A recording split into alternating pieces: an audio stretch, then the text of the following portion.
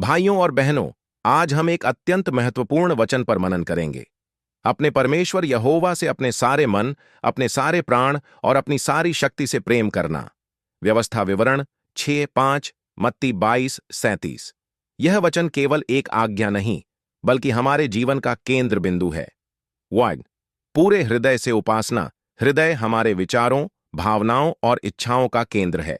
जब हम अपने हृदय को परमेश्वर को अर्पित करते हैं, तो हमारी प्राथमिकताएं बदल जाती हैं। संसार के आकर्षण हमें बांध नहीं सकते, क्योंकि हमारा हृदय केवल उसके लिए धड़कता है। भजन संहिता 33:25 कहती है, स्वर्ग में मेरे पास तुझको छोड़ और कौन है, और पृथ्वी पर तुझसे सिवाय मुझे और कुछ नहीं भाता। 2. पूरे प्राण से उपासना। प्राण जीवन की श्वास है। इसका अर्थ है कि हमारी पूरी जीवनी शक्ति और समर्पण परमेश्वर की ओर हो। चाहे परीक्षा हो या आशीष, हमारा जीवन उसके नाम की महिमा के लिए जिया जाए। पौलुस ने कहा, चाहे हम जीवित रहें या मरें, हम प्रभु के हैं। रोमियो 14:8। 3. पूरे बल और आत्मा से उपासना। यहां बल और आत्मा का अर्थ है कि हमारे कार्य, परिश्रम और हर सामर्थ्य परमेश्वर की आराधना का साधन बने।